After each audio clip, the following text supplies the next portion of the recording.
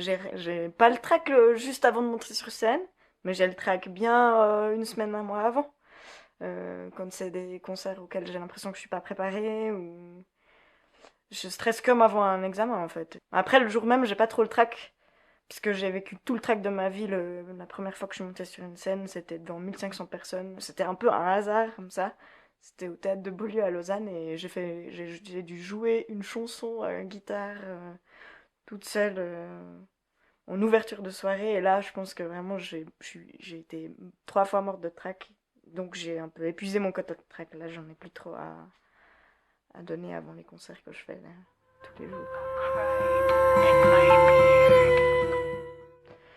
En fait, j'ai pris des cours de guitare, mais j'ai pas de notion de solfège. C'est pour ça que je dis que je suis autodidacte. Et je pense que du coup, j'ai pas de schéma préconstruit de comment on doit écrire une chanson, quels accords vont bien l'un après l'autre.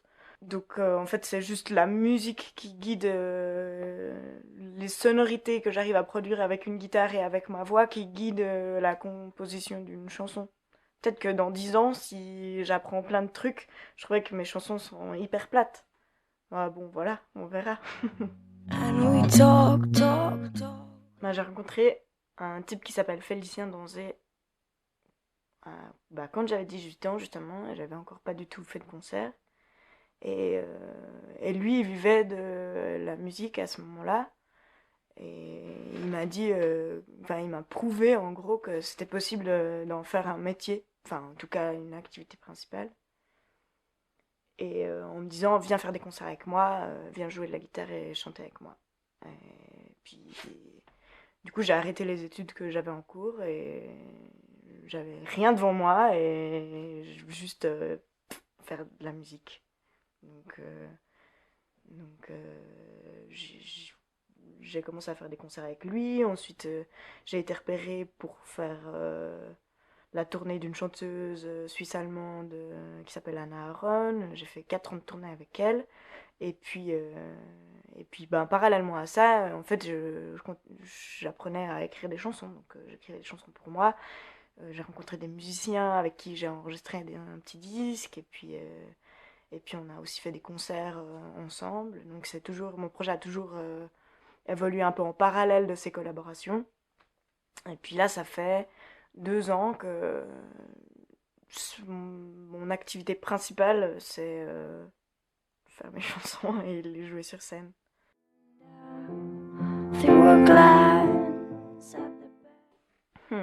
Et ben c'est le premier morceau que j'ai enregistré avec Nicolas Pittet qui est le gars qui joue avec moi sur scène depuis maintenant, je pense, enfin depuis le début du projet, mais ça fait depuis 3 ans qu'on joue en duo sur scène. Et le but c'était d'enregistrer ce duo. Et on a fait ça à la chaux de fond, et c'est Nico qui joue du piano alors qu'il fait de la batterie normalement. Euh, et en fait, c'est marrant parce que cette chanson, c'est marrant que ce soit la première chanson qu'on sort de nous, parce que c'est une chanson que j'ai écrite suite à une discussion qu'on a eue, Nico et moi, à San Francisco, même, un soir où on avait fait un peu la fête, enfin c'était tard, et on était sur une colline à San Francisco, on voyait toute la ville comme ça, et on parlait des gens euh, qui ont été beaucoup dans notre vie, très importants, et qui tout d'un coup sont plus là. Et voilà, cette chanson parle de ça.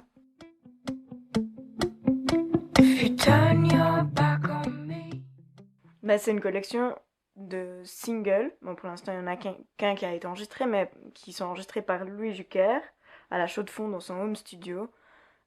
Donc c'est sur bande, et donc il n'y a pas d'édit, quoi que ce soit, tu dois faire la bonne version du début à la fin. C'est une collection de petits disques sous la forme comme des 45 tours, mais c'est des 33 tours en fait, de vinyle, qui sont fabriqués à la main, et dont on suit tout le processus de fabrication aussi en tant qu'artiste. Enfin, j'ai fait dessiner la couverture moi-même. On a choisi les couleurs de l'impression, les couleurs des papiers. J'ai dessiné sur le macaron du disque, et puis on a allé l'imprimer Nico et moi dans l'atelier de sérigraphie de Out of Gas à la Chaux-de-Fonds aussi.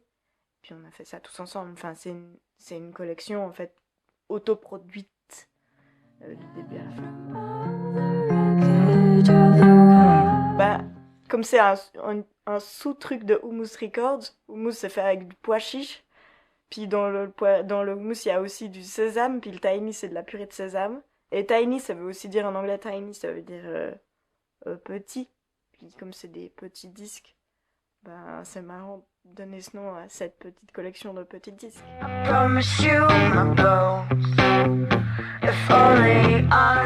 Ben, pour moi, il faut faire des choses avec les gens qu'on aime bien et puis qui sont intéressés à participer à un projet, peu importe l'argent qu'il y a dedans. Bon, c'est une réalité qu'il n'y en a pas beaucoup, mais ben, c'est des amis qui ont fait le graphisme pour les disques, c'est des amis qui donnent du temps pour enregistrer, pour venir jouer dessus. Euh, ouais, pour moi, un disque se produit avec des amis du début à la fin.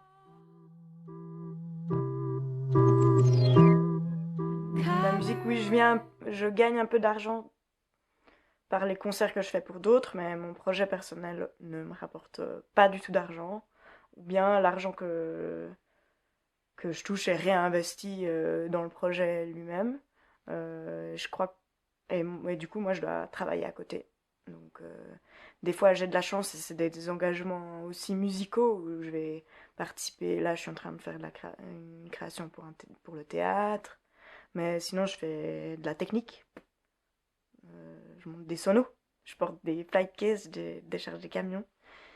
Et je crois que c'est un peu le cas de tous mes potes. En fait, on a tous des jobs à côté.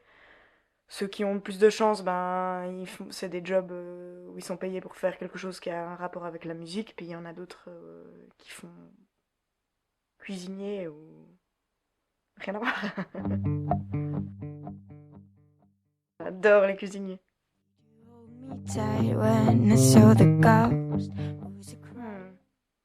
Le secret à la chaux de fond, c'est peut-être qu'il fait froid. Enfin, on est en montagne. Et non, c'est pas ça. Bon, moi, j'aime bien aller à la chaux de fond parce que les rues, elles sont hyper larges et qu'on a l'impression d'être dans un autre pays. Et ça, peut-être que, en fait, les gens, ils ont aussi l'impression d'être dans un autre pays. Ils font plus de trucs entre eux. On sait pas trop. Même qu'en fait, les rues sont désertes, ils doivent être tous en train de se regrouper dans un lieu et de partager quelque chose ensemble. C'est un endroit comme ça où les artistes qui font et des arts visuels et de la musique et d'autres trucs se rassemblent. Ça plaît de vernir un disque dans un lieu comme ça plutôt que dans une salle avec un programmateur et à qui il faut envoyer 36 mails et discuter du cachet. Oh my god! Oh my god! Oh my god!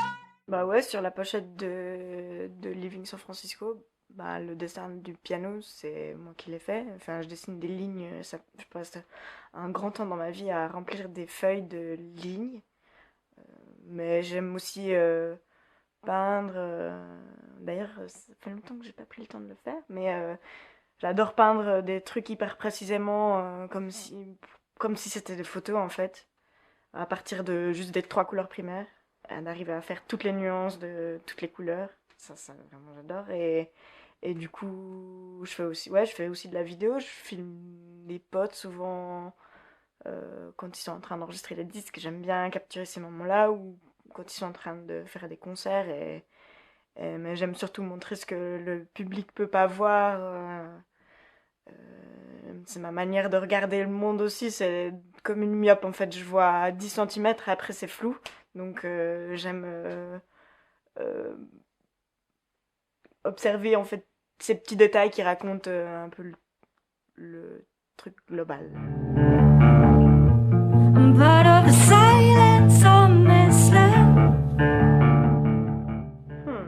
Eh ben ouais, c'est une chanson qui va figurer sur le prochain disque qu'on est en train d'enregistrer, mixer. avec Nicolas Pittet qui joue de la batterie avec moi sur scène et donc sur le disque. Et qu'on voit dans la vidéo d'ailleurs de Blackberries, l'appartement, c'est parce qu'on est en coloc en fait, on a filmé ça dans notre salon. On collabore là, on a demandé à un ami qui habite en Belgique qui s'appelle Christian Garcia de venir un peu nous donner des idées sur la manière d'enregistrer ce prochain disque. Et en fait, on s'est enfermé dans notre local de répète avec lui pendant 2 semaines là. Et puis on a un peu auto-enregistré ses prochains titres.